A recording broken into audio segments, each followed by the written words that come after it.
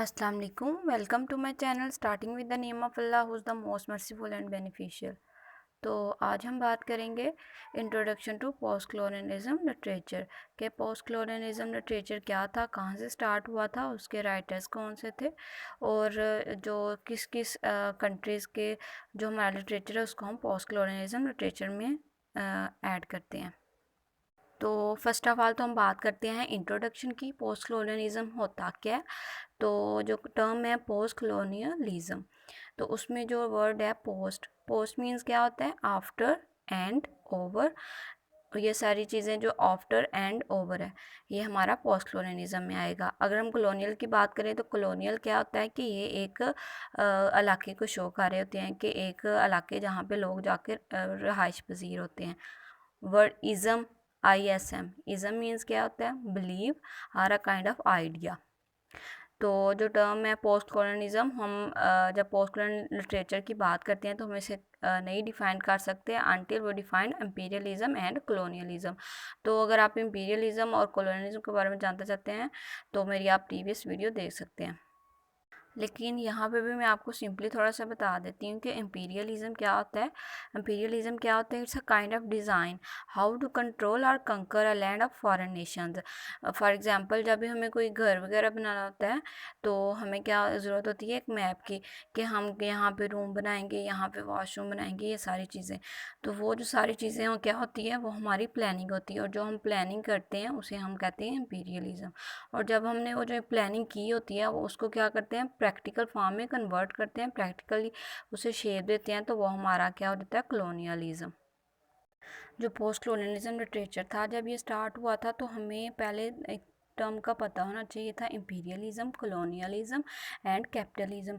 अब हम बात करते हैं कैपिटलिज्म की। कैपिटलिज्म क्या होता है? It's all about making money, making profit, making money minded.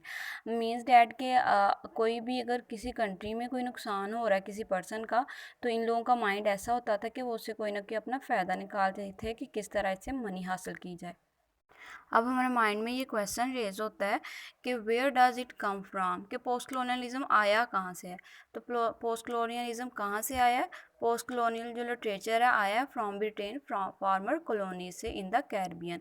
अब कैरिबियन क्या है कि एक जो समुंदर है उसके पास एक आइलैंड है, उसे हम कैरिबियन कहते हैं। और ये क्या है कि अफ्रीका एंड इंडिया के जो कंट्रीज़ थी जो उनका लिटरेचर था उसको हम पोस्ट कॉलोनियलिज्म लिटरेचर में एडअप करते हैं। और उस एरा के जो राइटर्स थे वो मोस्टली किस चीज़ में लिखते थे? इंग्लिश में राइट करते थे। और फोकस किन कॉमन थीम पे करते थे? कि the struggle for independence, immigration, national identity, allegiance and childhood. यानी कि वो इंडिपेंडेंटली रहना चाहते थे, किसी पे डिपेंड नहीं करना चाहते थे, इमिग्रेशन करना चाहते थे एक इलाके से दूसरे इलाके की तरफ, और नेशनल आइडेंटिटी हासिल करना चाहते थे कि जिस इलाके में वो रह रहे थे वो चाहते थे कि उन्हें वहाँ की नेशनल आइडेंटिटी मिले, वो एक अपनी पहचान बनाना चाहते थे।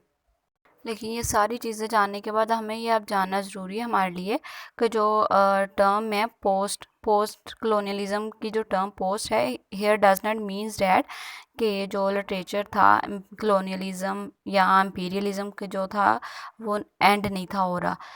पोस्ट कॉलोनियलिज्म टर्म यूज़ की गई है like and, but in post colonialism literature it does not and. और जब आप पोस्ट कॉलोनियलिज्म को रीड करेंगे तो इसमें आप मोस्टली 19 टू 20th सेंचुरी के जो स्कॉलर्स और रिसर्चर्स हैं उनके बारे में बात करेंगे कि उन्होंने किस तरह लिखा और उन्होंने क्या क्या चीज़ें उसमें ऐड की। Means that we simply can say we can talk about European colonialism.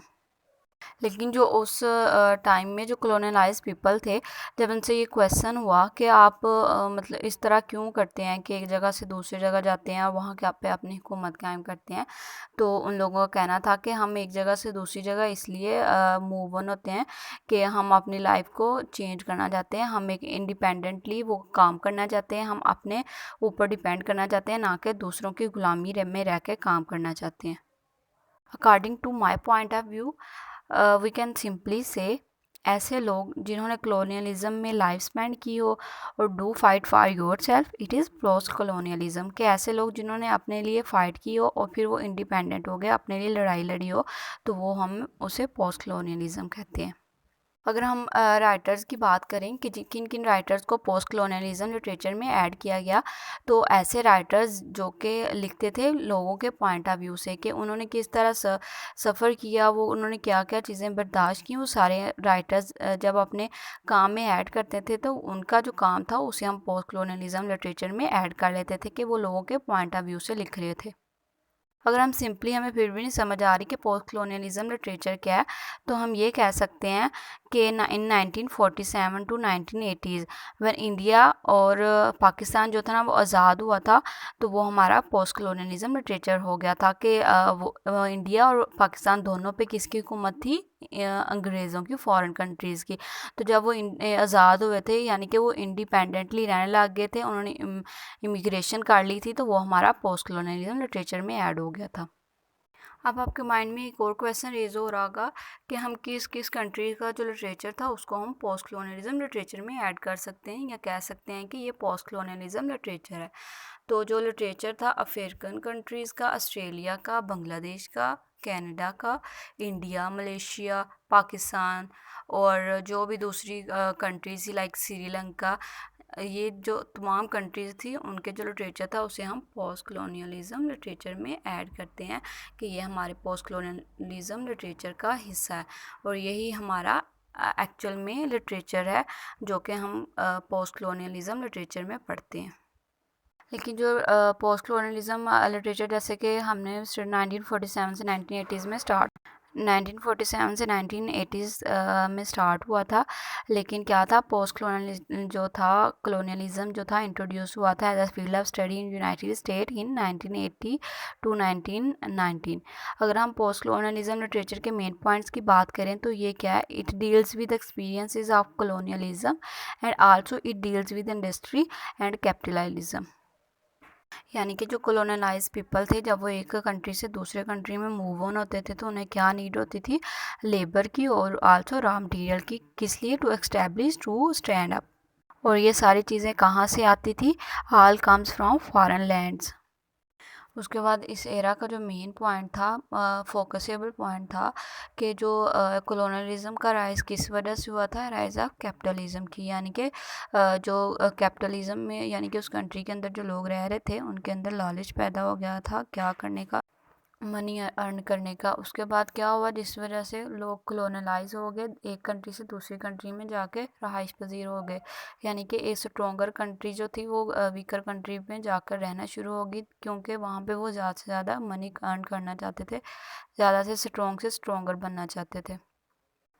और इस टाइम पीरियड में जो एक और फोकस करने वाली चीज़ थी वो ये थी, the word post colonialism with hyphen and without hyphen. Now the question comes in our mind, why on one place we use hyphen and on another why not? When we talk about post-colonialism with hyphen, we can say it means completely over, something completely ended. And we can also say we write post-colonialism with hyphen to denote a time period with history. For example, we can say 1947 to 1980s. When we talk about post-colonialism without hyphen, we can say it means still exist. क्योंकि post colonialism with hyphen में हमने discuss किया था कि हम time के बारे में लिखते हैं, लेकिन इसमें क्या होता है, हम किस बारे में बात करते हैं, writing about events and experiences and study. Post colonialism in simple wording में हम क्या कह सकते हैं, in this we mostly see discussion of experiences, how they migrate, slavery, suppression, gender, all these things and resistance। ये हमारी क्या है, पोस्ट कलोनियलिज्म है। जब हम टर्म यहाँ पे यूज़ कर देते हैं रेजिस्टेंस ही, तो इस पे रेजिस्टेंस का क्या मतलब है कि हम जो काम कर रहे हैं वो जो दूसरी कंट्रीज़ के लोग हैं वो उनमें आके इंटरफेयर ना करें कि आप ये काम ऐसे क्यों करें, मीन्स डैट कि उनको कोई पूछने वाला ना हो कि ये काम गलत है आप क्यों करें, ये सही है या आप क्यों करें। वो किसी भी बंदे को अपने काम में इंटरफेयर नहीं करना चाहते थे, चाहे वो स्ट्रॉन्गर कलोनलिज्म हो या वीकर कलोनलाइज कंट्री हो। और ये जो रेजिस्टेंस ही वो कहाँ से आती है, नेटिव से, कि जो नेटिव्स होते हैं किसी भी कंट्री के, वो चाहते हैं कि कोई बंदा आके उन्हें गलत या सही के बारे में ना पूछे, ना उनको कोई एडवाइस दे कि आप ऐसे करें या ऐसे करें। At the end we can say all the abusive losses consequences जो कि कॉलोनियलिज्म लेकर आए थे उसको हम क्या कहते हैं, पोस्ट कॉलोनियलिज्म लिटरेचर। और उसमें हम सारी जो चीज़ें हैं कॉन्सिक्वेंसेस लॉस और अब्यूज़िव वो हम पोस्ट कॉलोनियलिज्म लिटरेचर में डिस्कस करते हैं। पोस्ट कॉलोनियलिज्म लिटरेचर के इंट्रोडक्शन में हमने फ्यू टर्म्स और भी डिस्कस की, जैसे pre colonial, contact phase colonialism and after colonialism. इन सब चीज़ों को भी हम डिस्कस करेंगे लेकिन अपनी नेक्स्ट वीडियो में। और हम ये भी देखेंगे कि ऑक्यूपेशनल कॉलोनियलिज्म क्या होता है और सेटलर कॉलोनियलिज्म क्या होता है। इन सारे टर्म को हम जब डिस्कस करेंगे तो हमें पोस्ट कॉलोनियलिज्म लिटरेचर के बारे में और ज़्यादा अंडरस्टैंडिंग हमारी बिल्टअप होगी कि ये क्या था, इसमें क्या चीज़ें मज़ीद हम डिस्कस कर सकते हैं। होप सो आपको समझ आई होगी। अगर आपको फिर भी नहीं समझ आई तो आप कमेंट सेक्शन में पूछ सकते हैं। Thank you so much for watching.